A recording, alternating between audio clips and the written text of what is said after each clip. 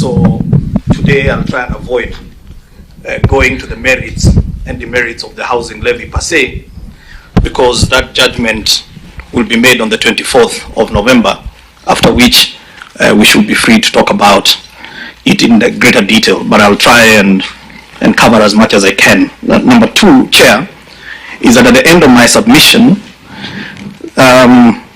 hoping that the work of this committee will effect some changes in the Constitution at some point, hopefully, I would like to submit two requests. One is that under Schedule 4 of our Constitution, where the Senate religiously allocates resources to the counties, there is a small omission in that our Constitution has envisioned urban areas to be devolved, but it is missing in Schedule 4. And what that means is that our urban areas are not getting any resources unless it is the money from the World Bank that comes in as conditional grants. And that is a big problem, because our cities and towns are dying and decaying because of lack of investment. And number two, I'd like to make a submission before this committee that we need to relook at how we address the issue of marginalization. I think the way we have defined marginalization, it is a little bit unfair to the class of people we call the urban poor. And I'd like to submit before this committee that the urban poor is probably the most marginalized person in Kenya. And we need to relook at how we define marginalization, because if we only define marginalization based on areas, and yet there is somebody who is probably a meal away from starvation, person who has no basic sanitation, they actually pay to use ablution facilities. For someone who faces what we call the penalty of poverty, which is they pay 172% more for water than you and I. They pay up to 147% more for electricity. I think it is the high tide away. There are huge population. Chair, before I then get into the presentation, allow me to set a little bit of context. We all know the issue of the housing levy.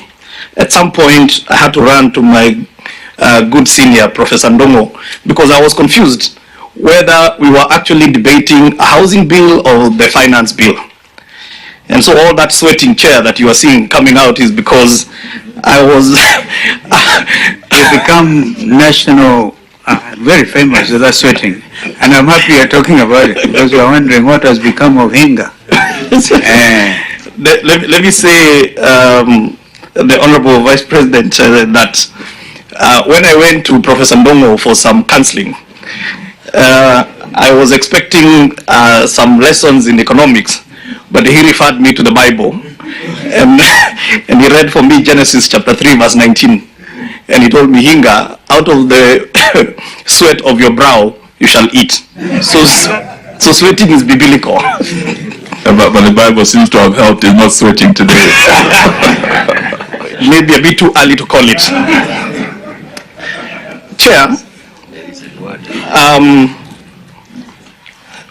there is a very interesting report that was done by the World Bank in the year 2017. Now, like anybody who would like to make comments on the issue, matters to do with housing, just get a copy of that. It's available online. It is called Unavailable and Unaffordable. And I believe this study painted a very good picture about the housing situation in Kenya. There are things that are indisputable, and I think where things become a bit murky is the how to solve. But there are certain things that are not in dispute. Number one, we are one of the fastest urbanizing countries in the world. We have over 500,000 people who are coming to urban areas every year. That is a fact. Number two, Chair, is that if you look at the percentage of what you call the urban population, at the moment, and these are very old statistics, which is 2019, after the census, we had about 6.5 million Kenyans living in slums. That is also a fact. So if you're adding 500,000 people every year into urban areas, when they come to those urban areas, what do they find? Chair, they find something which is interesting, and I know a professor here will back me up because of it's a lot more in economics. Chair, what you find is that we have very low incomes in Kenya. And where you have low incomes, and then you have got very expensive land, ordinarily then what happens is that rentals tend to be very high. Okay, low incomes, expensive land, rents tend to be very high. And so therefore, your working class, I'm not talking about people who are not working, I'm talking about your working class, people who wake up, some even earlier than we do, to go to work, cannot be able to afford the kind of rentals that we find in the urban areas. And then what happens is that they get pushed out in a process which is called gentrification. You start pushing them out. Okay, but where do they go? Some may say, why can they go to Mlolongo? Why can they go to Kitengela where there is a lot of land? The challenge, Chair, is that they need to be close to where they work. Because again, if they move further away from where they work, the cost of transport becomes a hindrance. So where do they go? They go and set up informal settlements. And that is why, Chair, as of 2019, we had 1,141 informal settlements in this country. They do nothing. If we do nothing about it, Chair, in a few years' time, our major cities will be nothing but major slums. So that's also an important context to be able to put. Now, there is a study that has been done by the Center for Affordable Housing in Africa. In 2016, Nairobi had been ranked as having the third most expensive land of the cities that were polled in Africa. Today, Nairobi has the most expensive land in the continent. So how do you have most expensive land? You have got very low incomes, and so this is an issue that I believe should be able to bring all of us together, because it is ours to solve, irrespective of which political divide you come from. Even us who live in most affluent areas, you can attest that there is a slum next to where you live. And at some point, if you do nothing, a high wall is not going to keep you safe. There will be a slum right outside your gate. And so I believe that this issue of housing should actually not divide, but actually should bring people together. I was privileged to be in the last government, honorable chairs, and housing was part of the Jubilee agenda. Also, housing was a core pillar in the Azimio manifesto. As a matter of fact, where we ended, the Kenya Kwanza proposed 3% on the levy. We actually ended at where Azimio had proposed, which was 1.5%. So I would like to believe that if we are all genuine and we put away our political caps, we can be able to look at this matter of housing, soberly, and we can be able to agree. We may disagree, we may not agree on everything, but we agree we have a challenge. So, Chair, I'm going to go very quickly to the economics of housing, because I think that is very, very, very important, the real merits of the levy itself. So I have a presentation, Chair, which is has 4 headings, which is a quick introduction, the economic context, the economic recovery, and then I'll go a little bit into the housing fund and offerings. Chair, the Kenya Kwanza government has a plan, and our plan is to have 1 million Kenyans owning their homes in this first dispensation. Now, Chair, the reason that number is not a thumbsuck, it is because in Kenya we have a housing demand of 250 homes a year. The market is only able to produce 50,000. And of the 50,000, only 1,000 is affordable housing. So we have got 49,000 for the high end, that is a 3%, and then 97% of Kenyans are left with the 1,000 that is being produced by the market today. So our plan is ambitious and bold because we believe that we have a systemic failure in housing in Kenya. And for us to be able to understand how this systemic failure has stepped back into history and realize that at the turn of independence, when we came up with the housing policy, we were, as a government, building homes through National Housing Corporation, site and service, and that happened until the late 80s, when the infamous, when we got into trouble with the IMFs and the World Bank at the time, and we got into structural adjustments. And at that time, one of the things that we were told to exit from was housing. And from that point to date, the likes of National Housing Corporation has never received any funding from government. Most of you perhaps have lived in estates that were funded through National Housing Corporation or the old municipal councils. So, Chair, let me go quickly to the economics of housing, which I think is very important to understand. One, Chair, is that we know right now we are in a bit of an economic meltdown of some sort. And this did not just start now. It has been there from COVID. We never recovered from COVID. We are in Russia. We never recovered. And we are having challenges because and when economies are contracting, Chair, the objective, the primary target is to make sure that you do not get into a recession.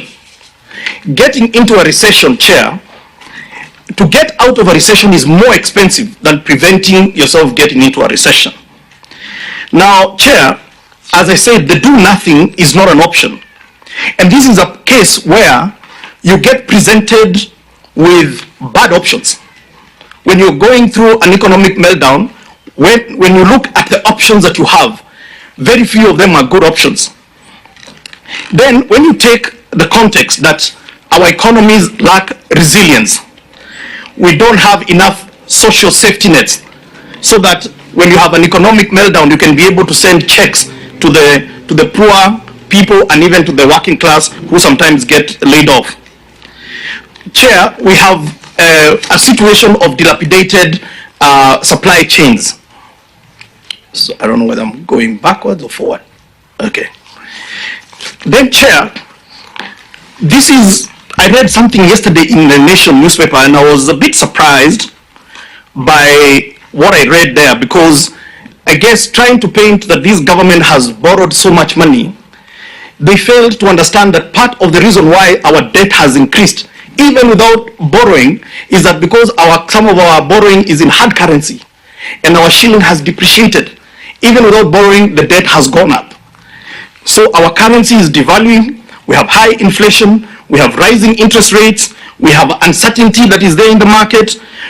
Chair, we have seen in our own context here, we have got a huge unemployment issue, we have a huge youth bulge, we have our economy is around contracting, manufacturing, we have had prolonged drought, we have had serious impact from COVID, and I've said even other places like in the US where they are increasing interest rates to manage their own inflation, it is actually causing capital flight. If you look today at the stock exchange, the shares are misbehaving, and some of those companies have very good fundamentals, but they are depreciating. So therefore, Chair, I really want to make this point very clear that, you know, sometimes to the public it looks like the policymakers, maybe we just sit down and we don't really apply our minds on some of these things. It is, I sat there when COVID came knocking on our doors. And when you looked at the options that we had, there was an inverse relationship between trying to contain the disease and the economy. And Chair, there were many examples. For example, South Africa went on to what is called hard shutdown. The effect of hard shutdown, you saw, was something which was called an insurrection. People got tired of being kept at home and they went and broke into supermarkets and took took all the booze. In Brazil, on the other hand, they assumed that this is like flu. Okay, so what did they do? They were relaxed, go to the beach, enjoy yourself, in Homa to Meishi na Homa all this time. What happened? There were caskets that were being deposited at their state house because people died. So you're faced with very challenging and balancing situation. So, Chair, during that time, you are either going to go to austerity or you have got to increase government expenditure. Now, when you look at the Great Recession, which was in 2008, if you look at what the US and Europe did, they did the opposite of each other. The US went on a major capital investment in infrastructure. Europe, on the other hand, went on a serious austerity measure. What happened is that the US got out of the recession much faster. Europe, you saw the likes of Greece and all those other places they went, they had a lot of challenges. Another example, Chair, is in the 1930s when we had the Great Depression. And when FDR, then the president of the US, the strategies that he put, one of them what is called the extended public works, which gave birth to something which is called the American Dream, which was bringing houses as you can. As we get to the economics of housing, you'll understand why there was a focus on housing because of its long supply chain. So, Chair, So there are several strategies that can stem a recession under this condition.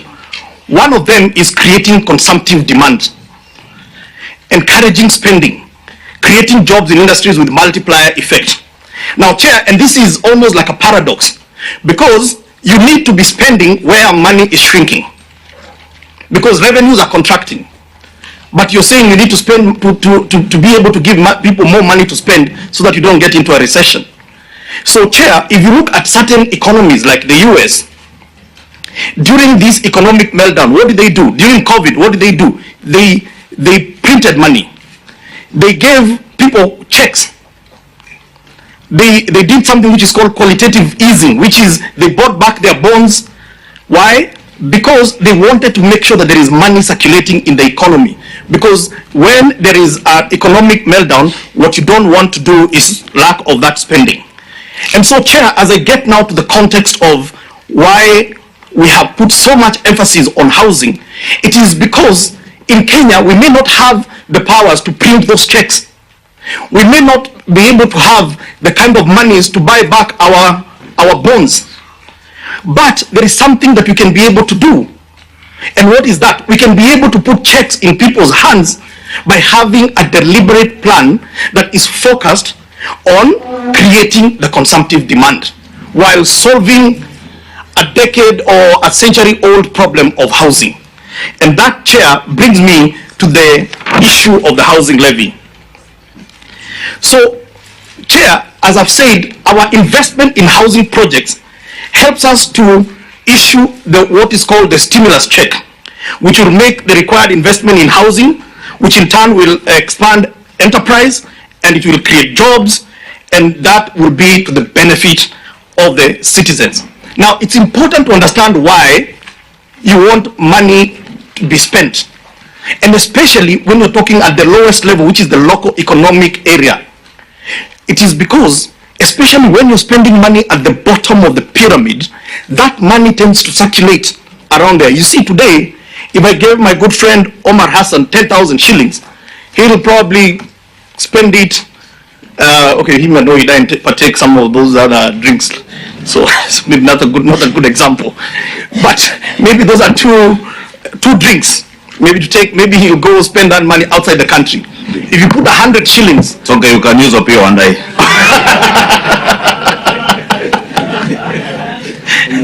That's why, Chair, they were not served to tea. That drink is later. So, Honorable Wandai, I can see you after this, and I'm sure. Anyway, on a serious note, so, Chair, the impact of spending money at the bottom of the pyramid is that money actually never leaves. It keeps on circulating around that area. You don't need to be an economist to believe that. But, Chair, there is something that is important to understand, is that it's not like you just Kenyans live in open spaces. Kenyans have houses, but those houses do not meet the basic definition, what is in our constitution and even in the UN, of what is decent housing. And that is why I believe the issue of housing was in all the major parties' manifestos, okay, because we have a problem. But Chair, to solve this, you need scale, because it is the large economy, it's leveraging the large economies of scale that you can be able to produce the jobs that we want. Chair, we talk about manufacturing, and sometimes we talk about manufacturing in abstract terms. Question is, what are you manufacturing? What are you manufacturing? Because it's, you must have a plan. What are you going to manufacture?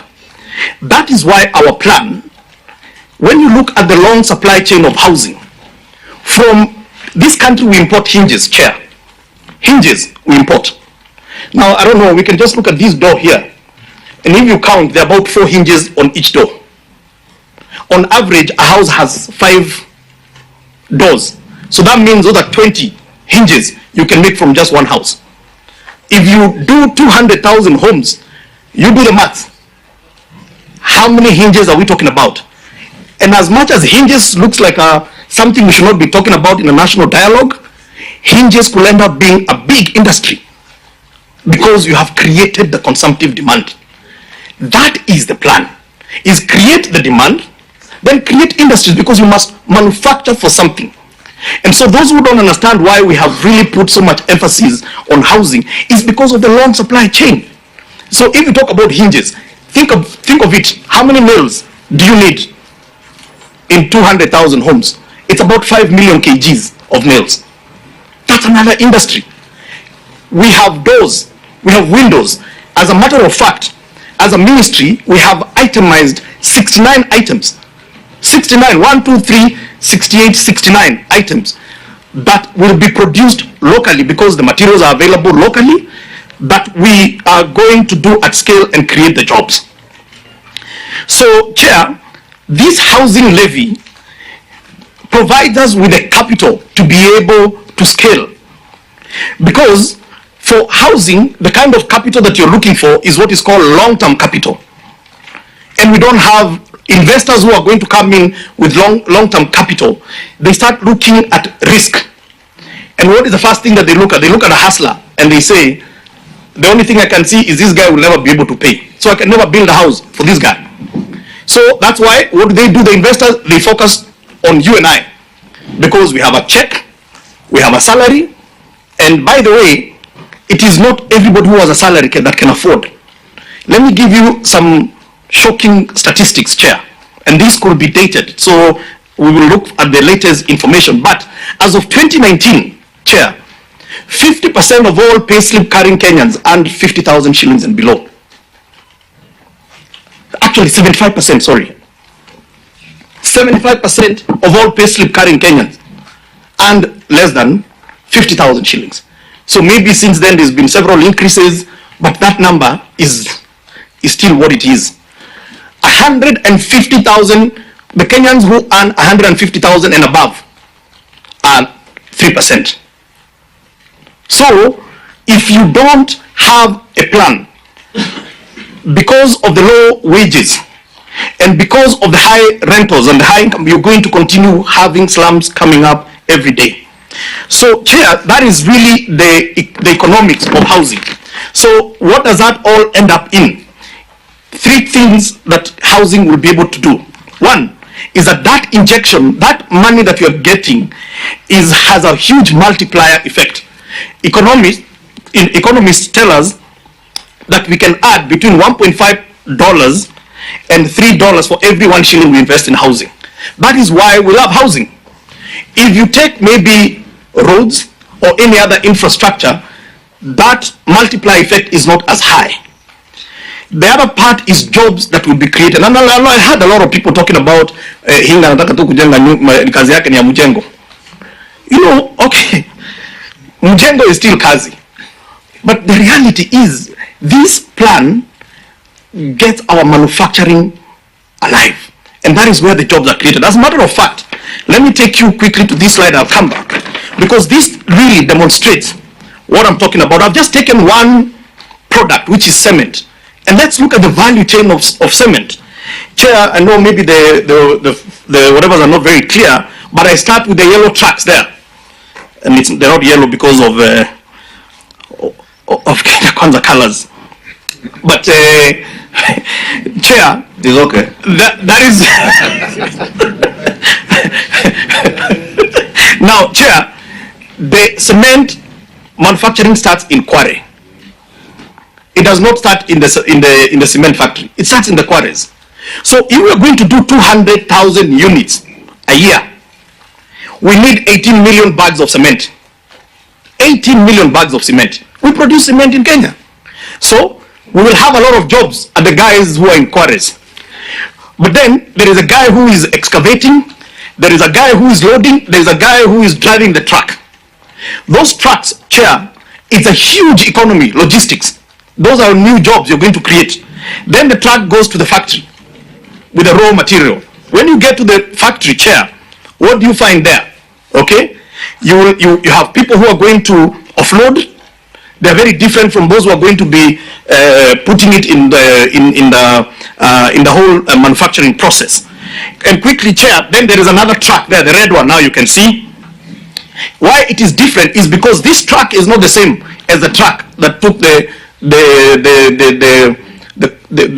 limestone from the quarry. These are different. These are new job that you have created. Then it comes to the construction site. At the construction site, you still need people to offload. You have your batching plant. You've got people who mix the mortar, and some of them you can see we use wheelbarrows, and they will carry the mortar. And the guy who's carrying the mortar is very different from the guy who is actually doing the construction or fabricating the panels. Chair, this is just one product, which is cement. So I can tell you, Chair, that the economics of housing makes a lot of sense, and that is just one product. And you can take any other product, Chair, and we didn't even talk about packaging. There is a whole new packaging because those cement needs to be in different packages as they get taken to the site. Chair, you know, we talk about Juakali industries and we talk about informal traders, and sometimes we talk about them in abstract form. I have had a chance to interact with them, Chair. And let me tell you, these are some of the hard-working guys, but they do not get a fair share of the shake. And I'll tell you why. We experimented with a group, or 3 groups, of Ngong Road, Kamukunji, and Karibangi, when we did Park Road housing. We gave them 7,000 doors to do. Chair, we gave them to do doors because we know they already know how to make doors.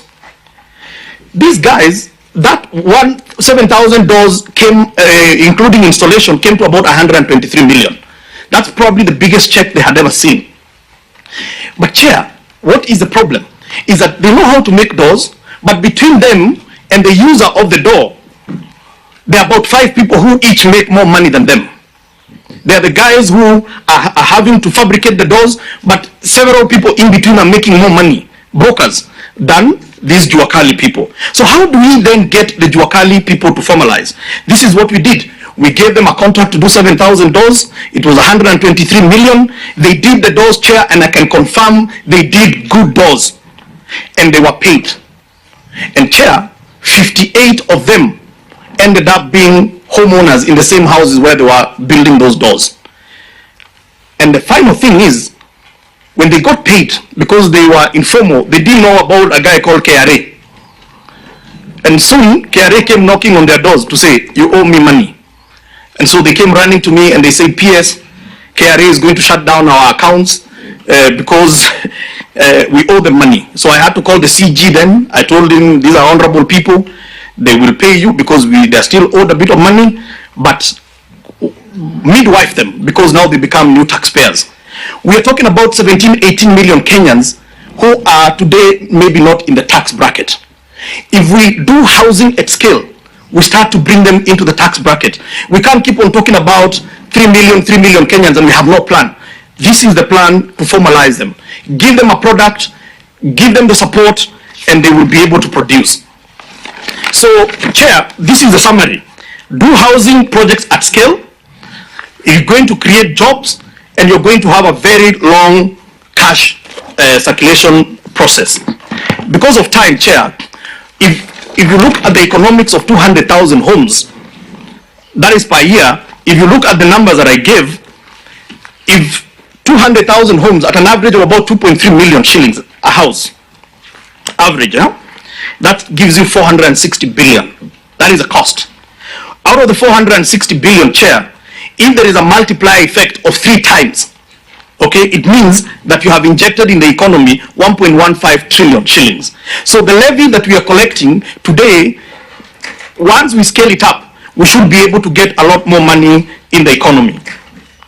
Then, Chair, if you take the 10.5% of the mjengo is labor, then it means that we will have about 48.3 billion of money going to wages. So we have got more people coming into the wage bracket, they become more taxpayers. Professor Ndongo is very happy because he's collecting more money, and we are building the nation. And then, Chair, if you look at the average number of formal and informal jobs, you can do up to 2.1 million jobs when you at peak time. So those are the numbers, and I've given the assumptions there. Now, a quick summary of why then this housing levy. We look at it from 2 sides in financing, supply side and demand side. Chair, on the supply side, that is where the developers are. Today, developers are only developing for those who can pay, as I've said. Number 2, they cherry pick. They cherry pick. Why? Because they say money is not emotional. You know, they want to go to where the money is going to give them the highest return. Now, let me demonstrate to you. This year alone, I have advertised so many projects. I'm sure you've been seeing them in the newspapers. The first round I advertised was around Nairobi Metropolitan. I had an influx of investors who wanted to take up those homes. Second round, I went to Western Kenya, Kisii, Migori, all those places. I had one investor out of 55 parcels of land that I whatever. Now, Honorable Wandai and the people from that block, you're also Kenyans. You also deserve affordable homes. So if today we say, let's go and leave it to the private sector, what is the private sector going to do? They're only going to focus on where they're going to get a return. So that is why this housing levy gives us the ability to be able to build these homes indiscriminately in every part of our country. And that's why I wrote to every member of parliament and I requested that you give us land in your constituency. Think about it. 200 units, Honorable Wandai, 200 units is average of about 500 million shillings. That is about 5 times your CDF. That means there's going to be so many jobs back at home. There will be lots of industries. Your local hardwares are going to thrive. So, Chair, that's the reason why we need to do something on the supply side, because investors will only focus on those who can afford. On the demand side, though, on the other hand, we talked about low incomes. So the buyers, they lack adequate funding. They do not qualify for mortgages. They walk to a bank and the bank will look at them and tell them, listen, you don't qualify, period. The existing mortgages are too costly. Chair, in this high rising interest regime, I'm sure most of you have got a mortgage. Some of your mortgages have reached 18-20% now as we speak. This government is committing through this housing levy to give every Kenyan who wants, because it is not designed for certain people, it's for every Kenyan. Even social housing will give you a house at 3% fixed until you finish paying, or Jesus comes, whichever comes first. Number 2, if you're in affordable housing, we'll give you fixed at 6% for up to 30 years for you to pay. If you are in market, because majority of the working class are in that market bracket, you're not also forgotten. We're giving you 9% fixed. That is half of what you're paying today in the market. And that has been made possible because of this levy. Because the levy is giving us scale, is giving us cheap funding that we are able to advance to Kenyans. So, Chair, this figure here, I'm just going to say it is the pooling of money from yourself, myself.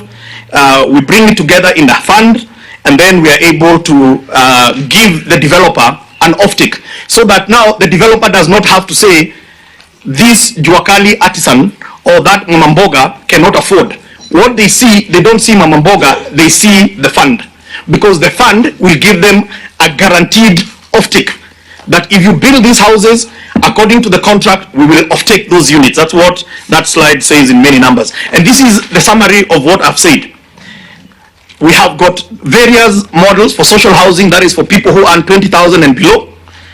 Today, if you earn 20,000 and below, you will get a house which you'll only pay 3,200 on a diminishing number, that is on a depreciating or amortized number. So you start 3,200, and as you go into the future, that figure is going to be coming down. That is for 1 room, 2 room is 4,800, 6,400. By the way, Chair, these numbers here are not a thumbsuck. These figures, this is the average rental that is being paid by these people who, so that is what that slide means. The next slide is now the, this is now for those who are in affordable housing bracket, and that is those who earn 20,000 and 150,000. That is how we defined you. You will get a studio unit, if you want to start a park in life, for 5,200 shillings only. You get a 2-bedroom house for 10,400, and you get a 3-bedroom house for 15,600 shillings. Chair, those figures are made possible because of this housing levy. And lastly, those who are in the market, there is something for you as well. You will get a much bigger unit with better finishes, and you will be able to get